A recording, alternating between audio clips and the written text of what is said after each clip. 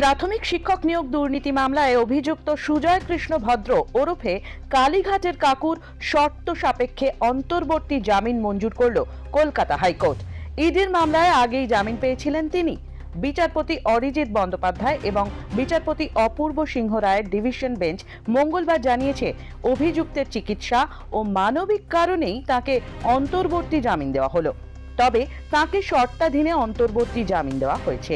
শর্ত হলো, তার বাড়িতে নজরদারির জন্য সাদা পোশাকে কেন্দ্রীয় বাহিনীর জওয়ানদের মোতায়েন করতে পারবে সিবিআই। আইনজীবীদের সঙ্গে কথা বলতে পারবেন অভিযুক্ত, ব্যবহার করতে পারবেন দুটি মোবাইল ফোনও। আপাতত সুজয় কৃষ্ণের জামিনের মেয়াদ 31শে মার্চ পর্যন্ত। ডাউনলোড করুন এই সময় অ্যাপ iOS ও অ্যান্ড্রয়েডের জন্য।